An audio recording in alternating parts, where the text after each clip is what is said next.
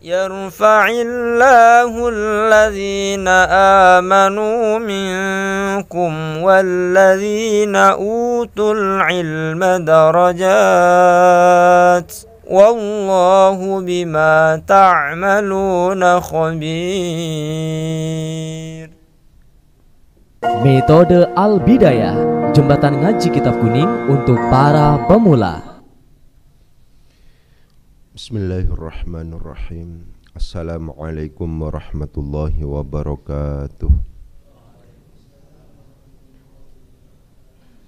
Al-Fatihatu sanna bil Mustafa Muhammadin sallallahu alaihi wasallam. Thumma usalli jami'i ikhwanihi minal anbiya wal mursalin wal awliya wa syuhada as-salihin was-sahabat wat tabi'in wal ulama'i wal musannifin. Thumma usalli jami'il malaikatil muqarrabin خصوصا لآبائنا وأمهاتنا وأجدادنا وجداتنا وخصوصا لجميع مشايخنا وأساتذتنا ثم وصل جميع المسلمين والمسلمات والمؤمنين والمؤمنات من مشارق الأرض ومغاربها برها وبحرها الحياء منهم والأموات ثم وصل محمد محي الدين تاج المفاخر وإلى عائشة نور الأمة ثم وصل محمد صديق الأمين ثم وصل محمد الفاروق ثم وصل زوجتي وإلى جميع تلاميذي. الفاتحة. أعوذ بالله من الشيطان الرجيم. بسم الله الرحمن الرحيم. الحمد لله رب العالمين الرحمن الرحيم مالك يوم الدين إياك نعبد وإياك نستعين اهدنا الصراط المستقيم صراط الذين أنعمت عليهم غير المغضوب عليهم ولا الضالين. ربي اغفر لي. آمين. Untuk para pihak yang ikut membantu, memfasilitasi dan membangun pondok niki. Al-Fatihah. A'udzu billahi minasyaitonir rajim. Bismillahirrahmanirrahim. Alhamdulillahi rabbil alamin arrahmanir rahim maliki yaumiddin iyyaka na'budu wa iyyaka nasta'in ihdinas siratal mustaqim siratal ladzina an'amta 'alaihim ghairil maghdubi 'alaihim waladdallin. Rabbi ighfir li. Amin. Untuk pembangunan pondok niki supaya diparing kemudahan dan kelancaran oleh Allah Subhanahu wa taala. Al-Fatihah. A'udzu billahi minasyaitonir rajim. Bismillahirrahmanirrahim. Alhamdulillahi rabbil alamin arrahmanir rahim maliki yaumiddin iyyaka na'budu wa iyyaka nasta'in ihdinas siratal mustaqim siratal ladzina an'amta 'alaihim ghairil maghdubi 'alaihim waladdallin. Rabbi ighfir li. Amin. Selanjutnya monggo untuk keluarga besar Mas Fatihah bersama-sama untuk keluarga besar Al-Bidayah. Semoga Allah Subhanahu wa taala diparing kesehatan, diparing kemudahan dalam rangka berthalabul ilmi, diparing kesuksesan dalam rangka menjalani kehidupan, dan oleh Allah Subhanahu wa taala dilindungi dari bahaya narkoba dan kenakalan remaja. Al-Fatihah. A'udzu billahi minasyaitonir rajim. Bismillahirrahmanirrahim. Alhamdulillahi rabbil alamin arrahmanir rahim maliki yaumiddin iyyaka na'budu wa iyyaka nasta'in ihdinas siratal mustaqim siratal ladzina an'amta 'alaihim ghairil maghdubi 'alaihim waladdallin. Rabbi ighfir li. Amin. Selanjutnya monggo sareng-sareng malih mau surat Fatihah dikhususkan untuk pengarang kitab niki Syekh Abdul Wahab Khalaf. Al-Fatihah. A'udzu billahi minasyaitonir rajim. Bismillahirrahmanirrahim. Alhamdulillahi rabbil alamin arrahmanir rahim maliki yaumiddin iyyaka na'budu wa iyyaka nasta'in ihdinas siratal mustaqim siratal ladzina an'amta 'alaihim ghairil maghdubi 'alaihim waladdallin. Rabbi ighfir li. Amin. Bismillahirrahmanirrahim. Kita lanjutkan analisis kita yang kemarin masih banyak belum selesai ya. Kita kemarin sudah nyampe pada aidan yang ini menjadi pintu masuk bagi kita untuk menegaskan bahwa kaidah bahasa Arab itu ada yang sifatnya itu ya bisa dikatakan masmu' begitu. Jadi itu yang kita istilahkan dengan al-muhimmat fin nahwi. Hal-hal yang penting dalam ilmu nahwu, karena kalau seandainya tidak pernah kita dengar, tidak pernah kita terima penjelasannya, maka kecenderungannya kita tidak faham. Sering saya contohkan tentang la siyama, tentang faqat, tentang qattu, di antaranya aidon ini. Aidon secara umum kalau kita lihat di dalam kitab-kitab tentang ini, Al-Mu'jam Al-Mufassal fil I'rab misalnya, itu memungkinkan pada akhirnya untuk kemudian ditentukan sebagai hal, memungkinkan untuk kemudian ditentukan sebagai maf'ul mutlak. Akan tetapi kalau seandainya kita lihat aidon itu sigatnya masdar, lebih cenderung kita tentukan sebagai maf'ul mutlak dibandingkan dengan hal, karena hal harus selalu terbuat dari isim sifat. Itu seperti itu. Ya, selanjutnya sekarang ala annaha, ada kata-kata begitu. Ala annaha, atas sesungguhnya arba'ah tadi adalah murattabatun diurut fil istidlali, dalam rangka bil istidlal biha dengan arba'ah, hadza dengan inilah rupanya at-tartiba, urutan. Ya, perhatikan. Sekarang kita masuk pada ala annaha. Pertanyaan mendasarnya adalah, ayo diperhatikan, kenapa kok kemudian ini dibaca ala annaha, kok tidak ala innaha? Harus saya ulang-ulang terus begitu, karena sasaran kita adalah para pemula, ya. Yang ini harus selalu diingatkan. Bagaimana bentuk analisisnya, Ustadz? Ala itu adalah huruf jar. Huruf jar itu harus masuk pada isim atau masuk pada sesuatu yang dianggap sebagai isim. Saya ulangi lagi, ala itu adalah huruf jar. Huruf jar itu harus masuk pada isim, sebagai tanda dari isim itu salah satunya adalah huruf jar. Ketika kita menemukan tentang huruf jar atau menemukan lafadz yang kita yakini sebagai huruf jar, ya, ala, fi, an, ila dan seterusnya itu, yakinlah bahwa ketika kita yakin bahwa sebuah kalimah itu adalah merupakan huruf jar, maka kalimah yang selanjutnya itu pasti isim. Kalau realitasnya bukan isim, pasti itu dianggap isim. Dalam konteks inilah kemudian, karena kita yakin bahwa hamzah nun ha itu secara lafadz bukan kalimah isim, ini bagaimana dipaksa supaya dianggap sebagai kalimat isim. Nah, begitu. Dipaksa sebagai kalimat isim, dianggap sebagai kalimat isim. Dan caranya adalah menjadikan hamzah nun sebagai huruf masdariyah, begitu. Karena nanti dalam tataran selanjutnya, ya, yang namanya isim itu ada yang isim beneran, ada yang isim, ya, dianggap isim, yang kemudian kita sebut sebagai masdar mu'awwal. Dalam konteks inilah kita paksa hamzah nun itu sebagai huruf masdariyah, sehingga bacaannya adalah anna bukan inna. Begitu.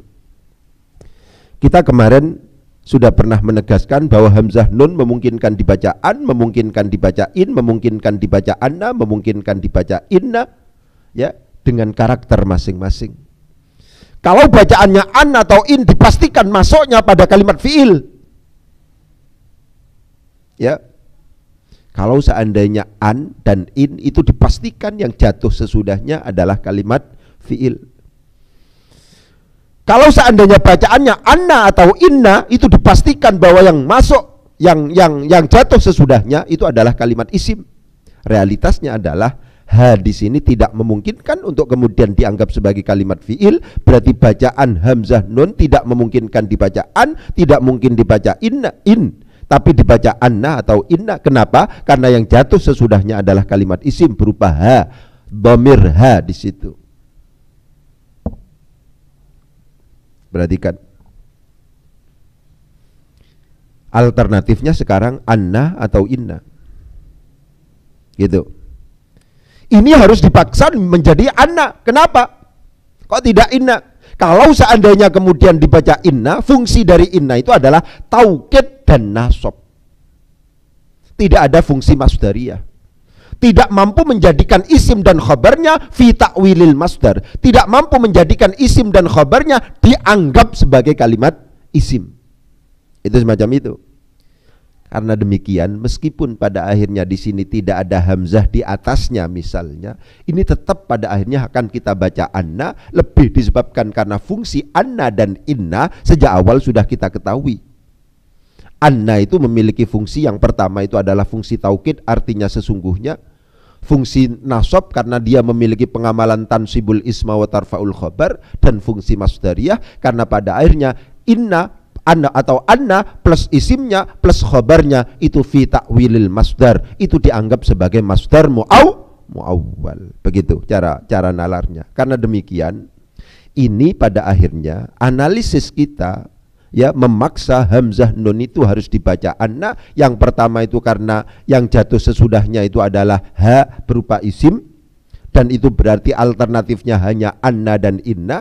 Dan yang kedua pertimbangannya adalah yang jatuh sebelumnya itu adalah merupakan huruf jar ala, sehingga dipaksa bagaimanapun juga ini ala ini harus masuk pada isim atau masuk pada sesuatu yang dianggap sebagai kalimah isim. Yang dianggap sebagai kalimah isim adalah masdar muawwal. Karena demikian maka bacaannya adalah ala annaha. Begitu. Ini masalah penyikapan banyak. Ya. Yang selanjutnya sekarang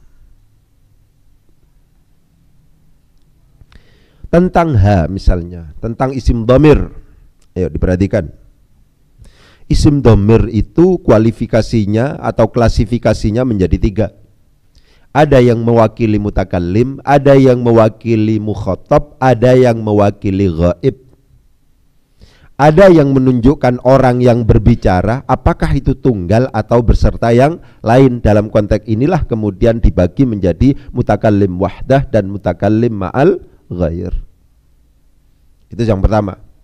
Ada yang mewakili mukhatab, anta, antuma, antum, anti, antuma, antunna. Itu adalah orang yang diajak bicara, apakah itu laki-laki atau perempuan, mufrad, tasniyah atau jamak.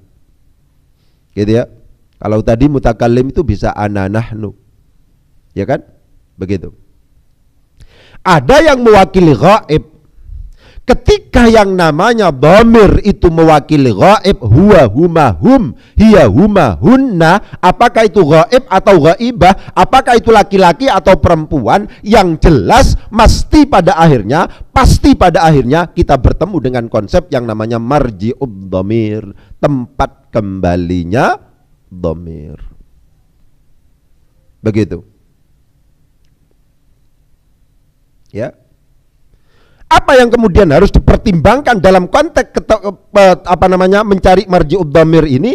Kalau misalnya di sini ala annaha, atas sesungguhnya, hanya ini kembali kemana? Itu benar pertanyaannya. Kenapa? Ha ini adalah ghaib. Ayo bareng-bareng. Annahu, annahuma, annahum, annaha, annahuma, annahunna, annaka, annakuma, annakum, annaki, annakuma, annakunna, annani boleh, anni juga boleh ya. Annana misalnya, annani boleh, annana, begitu ya, ketika bertemu dengan ya mutakallim. Begitu ya. Jadi ha ini adalah ghaibah. Karena demikian unsur mutabaqah itu harus dipertimbangkan, seperti yang pernah saya tegaskan ya. Ha ini dikembalikan kemana? Itu pertanyaan itu adalah benar ketika misalnya kita berhadapan dengan dhamir ghaib atau ghaibah. Begitu. Karena ha ini adalah ghaibah, ini adalah misalnya muannats mufrad, maka dicari mana kira-kira yang muannats mufrad. Begitu. Wa hadhil adillatu al arba'atu misalnya. Wa hadhi, dan bermula ini rupanya al adillatu beberapa dalil al arba'atu yang 4. Khabar dari hadhi adalah ittafaqa, sepakat siapa jumhurul muslimina, mayoritas kaum muslimin, alal istidlali biha, alal istidlali untuk beristidlal biha dengan hadhil adillah, Wattafaqu, itu wattafaqu, dan mereka juga bersepakat siapa jumhurul muslimin aidon dengan juga ala annaha, atas sesungguhnya hadhil adillah al arba'ah. Begitu. Ya. Kemudian selanjutnya kita bertemu dengan ini dikembalikan kemana? Annaha dikembalikan kepada hadhil adillah al arba'ah. Karena apa? Karena ada mutabaqah di situ, ada kesesuaian di situ. Begitu. Ini banyak yang perlu diperhatikan. Coba diperhatikan selanjutnya adalah kata-kata mim ro ta ba ta, itu memungkinkan dibaca martabatun, artinya tingkatan, martabat, tingkatan. Ya. Ada kalanya itu adalah murattabatun. Ya. Ini sama-sama tidak ada harokatnya. Tulisan martabatun seperti itu, murattabatun juga seperti itu. Coba diperhatikan. Bagi teman-teman yang masih pemula, tulisan mim ro ta ba memungkinkan ba ta ini, mim ro ta ba ta memungkinkan dibaca martabatun, artinya tingkatan, memungkinkan juga dibaca murattabatun. Kalau murattabatun itu artinya adalah diurut, disistematisasi. Itu semacam itu. Lalu ini harus kita pilih yang mana itu. Pemilihan bacaan itu sangat tergantung pada konteksnya. Ini yang pas itu yang mana ya? Ya dicoba secara terjemahan. Inilah alasan kenapa kok kemudian saya selalu tegaskan, ketika kita sedang membaca kitab, sebenarnya kita juga sebenarnya kita juga sedang melakukan dialektika. Ya. Berdialog juga dengan teks. Ini apa kira-kira ya? Dan sesungguhnya dalil-dalil yang 4 ini tingkatan, adalah tingkatan. Kok gak enak ya? Begitu akhirnya. Sesungguhnya dalil-dalil yang 4 ini diurut dalam rangka beristidlal. Lebih masuk akal. Dalam rangka beristidlal dengan dalil-dalil ini harus diurutkan. Maksudnya diurutkan itu pertama adalah Al-Quran, kedua adalah As-Sunnah, ketiga adalah Al-Ijma, keselanjutnya adalah Al-Qiyas. Kok enak ya? Berarti mim ro ta ba ta ini dipakai yang murattabatun sebagai isim maf'ul dari rattaba. Coba bareng-bareng. Rattaba yurattibu tartiban, tartibatan tartaban, tirtaban, murattaban fahuwa murattibun wa dzaka murattabun, rattib la turattib, murattabun murattabun. Ya kan? Fahuwa murattibun wa dzaka murattabun. Kemudian dimuannatskan menjadi murattabatun. Saya ulangi lagi. Kita dihadapkan pada sebuah teks yang tidak berharokat, di mana memungkinkan satu tulisan dibaca dengan alternatif bacaan yang banyak, yang kadang-kadang sama-sama punya artinya. Kata-kata martabatun itu ada di dalam kitab.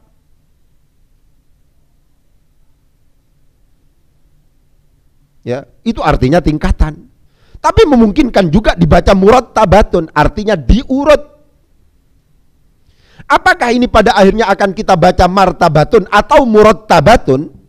Tergantung pada tuntutan konteks. Harus kita dialogkan dengan lafaz yang sebelum dan sesudahnya. Caranya bagaimana? Ya diterjemahkan. Ini apa kira-kira? Dan mereka juga bersepakat bahwasanya dalil-dalil ini dalam rangka beristidlal dengan dalil-dalil ini harus diurut dengan urutan sebagai berikut. Enak kalau begitu. Berarti memro tak ba tak ini jangan dibaca martabatun yang itu artinya tingkatan. Harus dibaca dengan menggunakan isim maf'ul, murattabun murattabatun. Apalagi kemudian yang jatuh sesudah itu ada kata-kata hadzat tartiba. Diperhatikan. Lafadz sebelum dan sesudahnya harus kita jadikan sebagai pertimbangan, kira-kira sebuah lafadz itu bacaannya apa. Karena ada kata-kata tartib yang itu adalah merupakan bentuk masdar dari rattaba yurattibu tartiban, maka kemungkinannya juga mim ro ta ba ta itu juga diasalkan pada tartib itu sendiri. Berarti juga pada akhirnya ini merupakan pecahan dari rattaba juga, yang kalau seandainya kemudian dipaksa ini kira-kira murattabatun atau murattibatun, oh ini yang pas itu isim maf'ul, sehingga terjemahannya adalah wattafaku, jumhurul muslimin itu juga bersepakat bahwa dalil-dalil tersebut itu dalam rangka beristidlal dengan dalil-dalil itu harus diurutkan dengan urutan-urutan sebagai berikut. Ya, ini penting untuk kemudian diperhatikan. Kita dihadapkan pada sebuah teks di mana tidak berharokat. Catatan pertama begitu.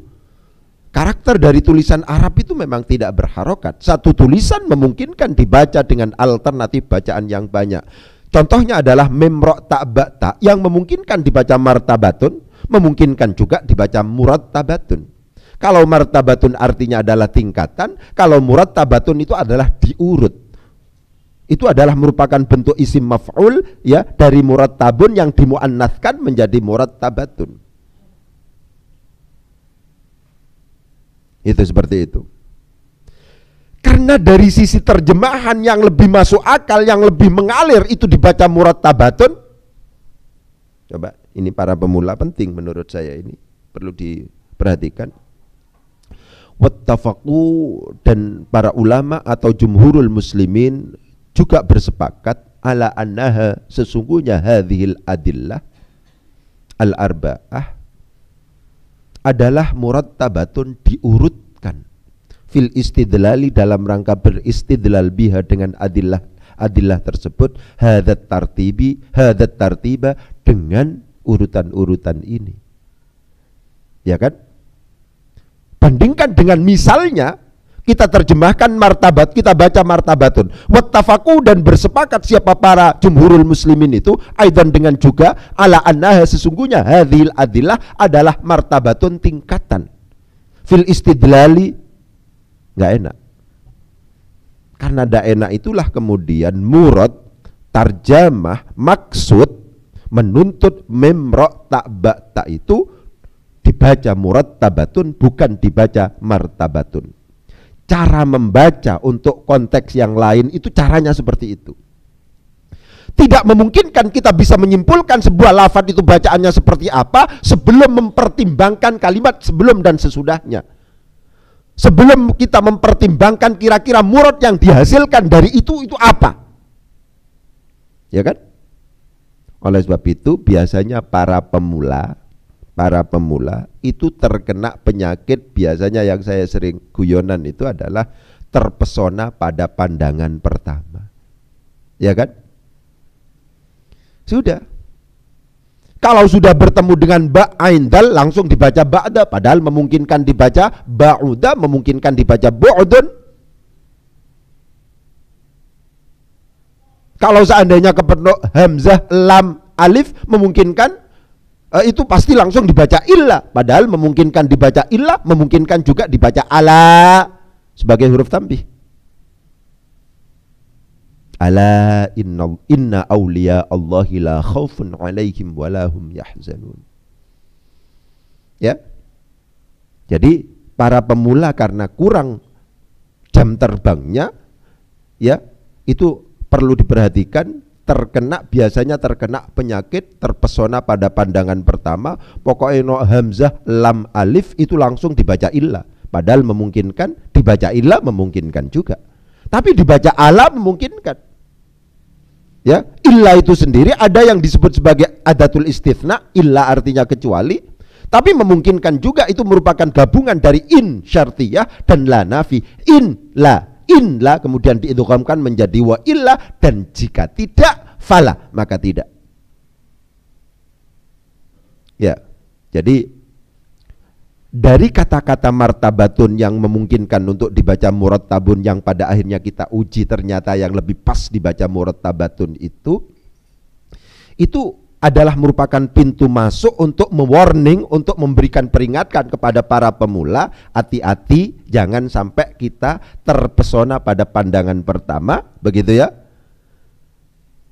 Satu lafadz memungkinkan dibaca dengan alternatif banyak yang bacaan yang banyak, masing-masing bacaan tentunya berkonsekuensi pada arti yang berbeda.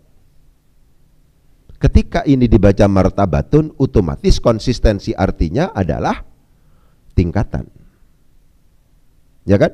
Tapi kalau seandainya dibaca murattabatun, itu merupakan bentuk isim maf'ul dari rattaba yurattibu tartiban, tartibatan tartaban tirtaban, murattaban fahuwa murattibun wadzaka murattabun wadzaka wadzaka watilka, misalnya murattabatun kalau dimuannaskan. Ya, ini seperti itu. Ya, jadi kata-kata mim ro ta ba ta ini memungkinkan untuk kita jadikan sebagai pintu masuk untuk melakukan warning. Hati-hati ya. Tulisan Arab itu karakternya tidak berharokat. Satu tulisan memungkinkan dibaca dengan alternatif bacaan yang banyak. Mana yang harus kita pilih dari alternatif bacaan yang banyak itu? Yang harus kita pilih adalah yang bisa menunjang murad, yang bisa menunjang arti, mendukung arti. Artinya yang mengalir itu seperti apa, yang rasional itu apa, yang masuk akal itu seperti apa. Bahwasanya, dan para ulama sepakat juga bahwasanya dalil-dalil tersebut dalam rangka beristidlal dengan dalil-dalil tersebut itu harus diurutkan dengan urutan ini. Itu masuk akal. Terjemahan semacam itu masuk akal dibandingkan dengan bahwasanya misalnya dalam rangka beristidlal, ya, dalil-dalil itu tingkatan dengan urutan, nggak masuk akal kalau seandainya diterjemahkan tingkatan. Karena demikian mim ro ta ba ta ini memungkinkan atau dipastikan bacaannya adalah murattabatun, jangan dibaca martabatun. Selanjutnya sekarang kata-kata ai, seperti yang saya katakan, ai itu disebut sebagai adatut tafsir. Yang jatuh setelah huruf ai itu namanya mufassir, yang menafsiri. Yang jatuh sebelumnya itu adalah mufassar, yang ditafsiri. Mufassir cara bacanya disesuaikan dengan mufassarnya yang ditafsiri, ya. Begitu. Kalau seandainya misalnya saya contohkan yang sederhana, misalnya Ja'a Muhammadun, telah datang siapa Muhammadun, Muhammad, ai ustadzuka, maksudku adalah Muhammad yang ustadznya sampeyan itu. Ai itu adalah merupakan adat tafsir, ustadzuka di situ adalah mufassirnya. Karena mufassirnya, maka sesuaikan cara bacanya disesuaikan dengan mufassarnya. Mufassarnya di situ jadi fa'il. Ja'a Muhammadun ai ustadzuka. Dzuka, ustadzuka. Kalau seandainya kemudian ini kita contohkan yang maf'ul bih, ra'aitu Muhammadan. Ra'aitu ningali sapa ingsun Muhammadan ing Muhammad ai ustadzaka. Itu namanya ai-nya ada tafsir, yang jatuh setelah ada tafsir namanya mufassir, yang mufassirin cara bacanya disesuaikan dengan mufassarnya. Kalau mufassarnya rofa ya harus dibaca rofa mufassirnya, kalau seandainya nasab ya mufassirnya harus dibaca nasab juga. Ra'aitu Muhammadan ai ustadzaka. Begitu. Marartu bi Muhammadin, marartu berjalan siapa saya bertemu dengan yang namanya Muhammadin, Muhammad ai ustadzika, maksudnya adalah gurunya sampean itu. Ya, itu namanya ai. Karena demikian kalau seandainya kita lihat di sini, coba diperhatikan, ai annahu, setelah itu masdar muawwal lagi. Ai annahu. Ya. Kalau masdar muawwal itu berarti mufassarnya juga diupayakan yang masdar muawwal. Mana itu? Ala annaha murattabatun. itu sedang menjelaskan, itu sedang menafsiri annaha murattabatun fil istidlali biha hadat tartibi. Sesungguhnya dalil-dalil ini, cara beristidlal dengan dalil-dalil ini harus diurut dulu. Pertama dengan menggunakan Al-Quran. Kedua, kalau seandainya di dalam Al-Quran itu tidak ada, kemudian kita merujuk kepada Al-Hadis. Kalau seandainya tidak ada di dalam Al-Hadis, langsung kita merujuk kepada ijma. Kalau seandainya kita tidak di dalam ijma, nggak ada, baru kita laksanakan atau baru kita melihat qiyas. Ya. Kalau seandainya kemudian ai ini adalah merupakan bentuk penafsiran dari ala annaha, kedudukannya apa? Masdar muawwal ini kedudukannya juga majrur. Karena yang ditafsiri itu adalah mufassarnya adalah ala annaha murattabatun. Ya, karena masdar muawwal yang ada di atasnya yang menjadi mufassar itu juga dihukumi adalah majrur karena dimasuki huruf jar. Ya, itu tentang ai. Bertemu di mana saja, ai itu artinya maksudnya. Itu namanya adatut tafsir. Yang jatuh setelah adat tafsir namanya mufassir, yang menafsiri. Yang menafsiri itu, mufassir itu cara bacanya disesuaikan dengan mufassar yang ditafsiri. Ya. Karena demikian disesuaikan. Ala annaha itu adalah merupakan mufassarnya. Annaha itu adalah mufassarnya. Masdar muawwal itu kedudukannya apa? Jar. Karena demikian annahu juga harus dibaca jar. Itu semacam itu.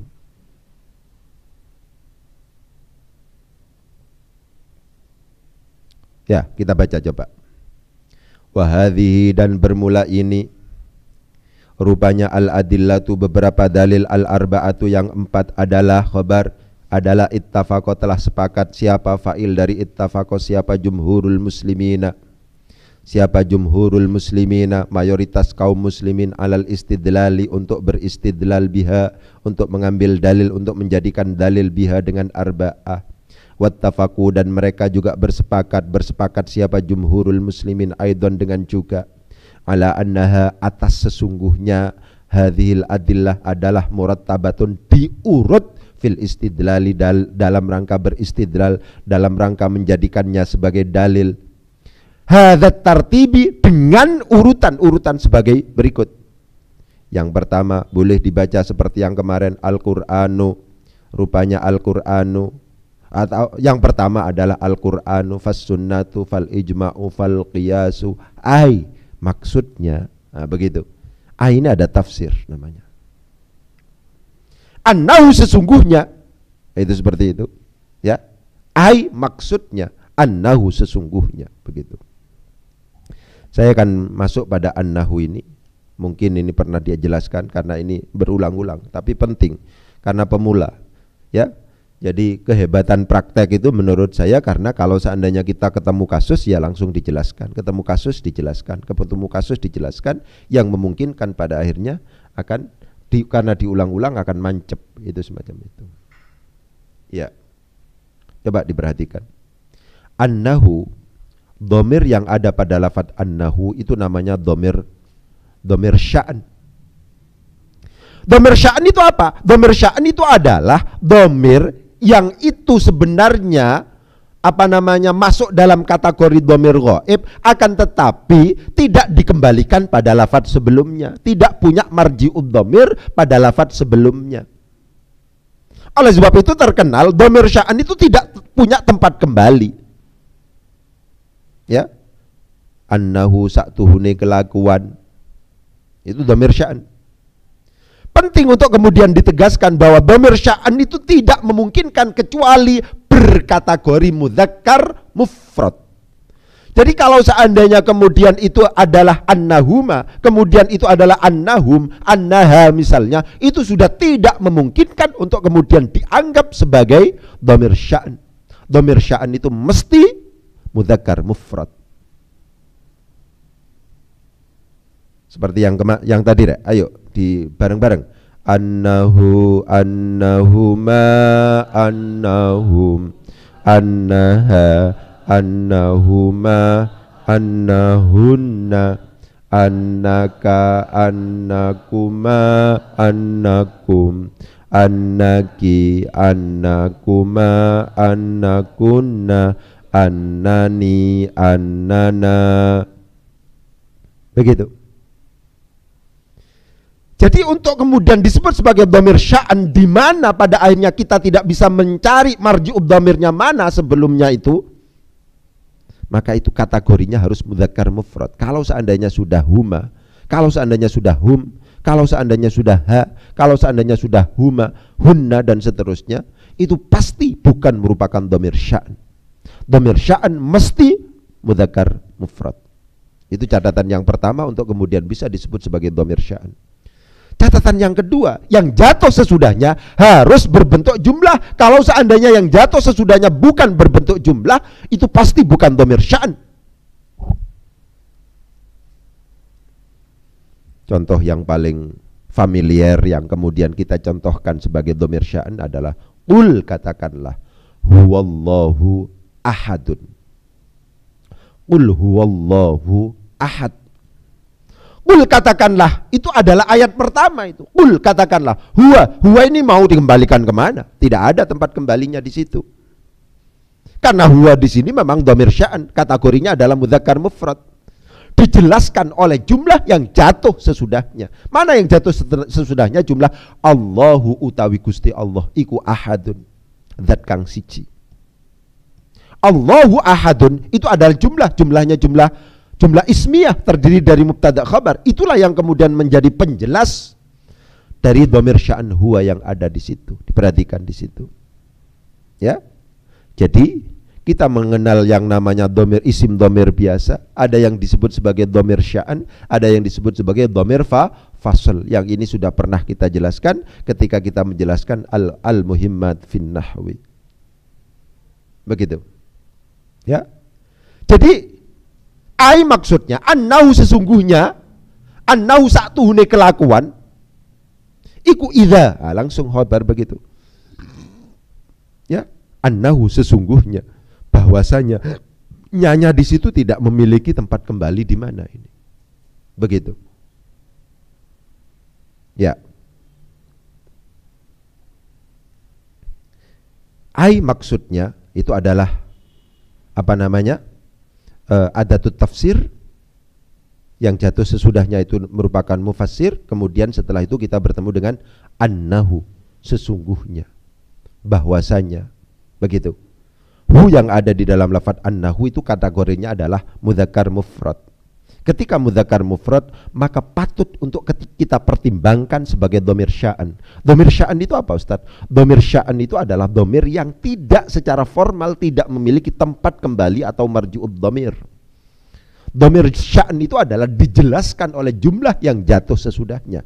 Karena demikian, untuk kemudian disebut sebagai dhamir sya'an, itu harus, yang pertama itu harus berbentuk mudzakkar mufrad, yang kedua adalah yang jatuh sesudahnya itu harus berbentuk jumlah. Ketika yang jatuh sesudahnya itu bukan berbentuk jumlah, dipastikan bahwa di situ pasti bukan dhamir sya'an.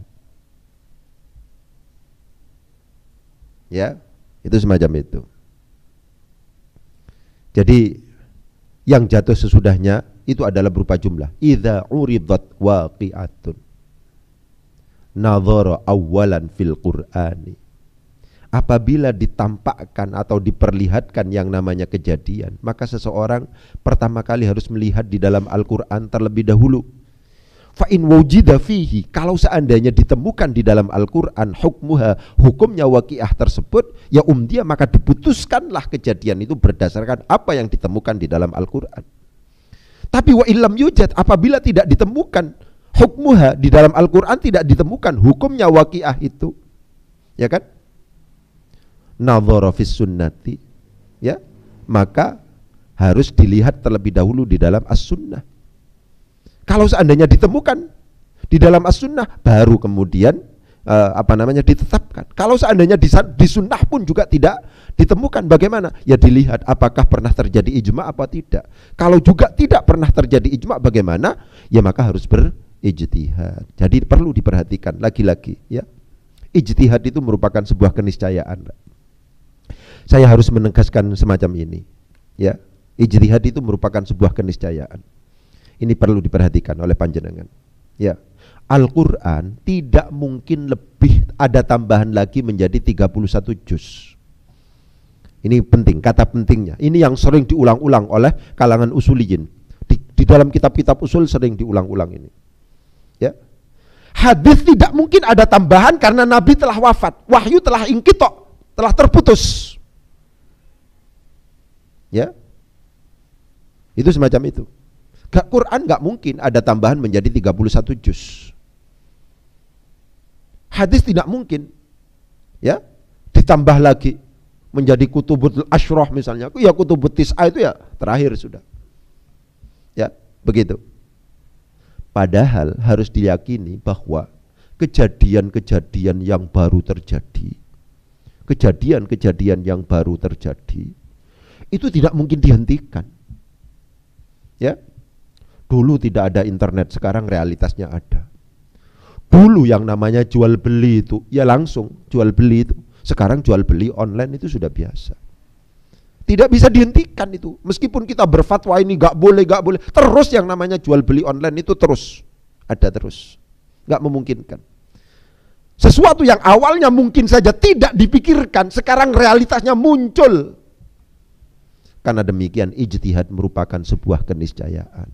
Karena demikian seperti yang kemarin saya tegaskan, kalau seandainya kemudian kita misalnya sok kembali kepada Al-Quran, kembali kepada Al-Hadis, padahal keilmuan kita tentang Al-Quran dan Al-Hadis masih dangkal, ya, kita itu bisa Quran itu hanya terjemahan, analisis nahwu sorofnya, analisis balaghahnya, analisis ulumul Qur'annya, nasih mansukh macam-macam itu nggak bisa kita.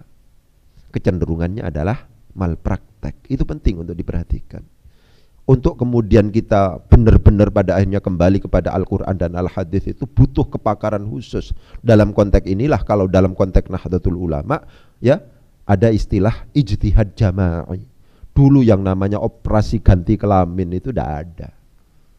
Tapi kemudian ada, dan itu dibahas kemarin misalnya di Nurul Jadid, di Pondok Nurul Jadid yang dulu itu tentang kasusnya Dorja misalnya. Itu butuh pakar, butuh kita datangkan dokter, kita datangkan ahli tafsir, kita datangkan macam-macam, kita datangkan itu. Itulah yang kemudian disebut sebagai ijtihad jama'i itu. Kalau seandainya kita langsung merujuk Al-Quran, merujuk Al-Hadis, padahal kepakaran kita itu hanya terbatas, kecenderungannya adalah malpraktek. Ya silahkan, nggak apa-apa. Quran memang itu, tapi dalam konteks misalnya menggunakan Al-Quran sebagai argumen, sebagai hujjah, kalau seandainya tingkat kepakarannya itu kemudian sangat terbatas, maka kecenderungannya adalah salah. Itu seperti itu. Okay? Penting untuk diperhatikan itu, ya, bahwa Quran bagaimanapun juga tidak akan kemudian ditambahkan lagi. Hanya 30 juz. Karena wahyu sudah inqita', sudah terputus, pun juga demikian hadis. Karena demikian ijtihad itu merupakan sebuah keniscayaan, tidak mungkin tidak. Apa yang ada di dalam Fathul Qorib, apa yang ada di dalam Fathul Mu'in, Fathul Wahab dan seterusnya, itu adalah merupakan bentuk ijtihad. Itu seperti itu. Bahkan di dalam kitab-kitab itu banyak sesuatu yang sifatnya pengandaian, ya, pengandaian. Sesuatu yang diandaikan terjadi, bukan waqi'iyah tapi iftiradiyah. Bukan waqi'iyah, bukan nyata terjadi, tapi diandaikan terjadi. Itu namanya iftiradiyah. Itu semacam itu. Dan itu dipikirkan sudah oleh para ulama, meskipun tetap ketika kemudian kita tarik dalam konteks kekinian, ya juga harus diperhatikan dengan hati-hati. Oleh sebab itu tidak sederhana untuk kemudian bisa memutuskan hukum, butuh kepakaran khusus. Itu yang paling penting untuk kemudian diperhatikan. Insya Allah kalau seandainya kita ilmunya matang, kita makin dewasa. Itu begitu.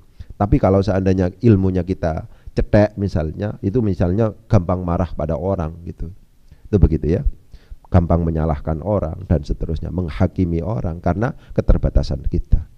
An-nasu a'da'u ma jahilu. Manusia itu musuh dari sesuatu yang tidak difahaminya. Begitu ya, mungkin. Mungkin itu yang bisa saya sampaikan, kurang lebihnya mohon maaf. Wabillahi taufiq wal hidayah. Wassalamualaikum warahmatullahi wabarakatuh. Ayo, sini ayo bareng-bareng.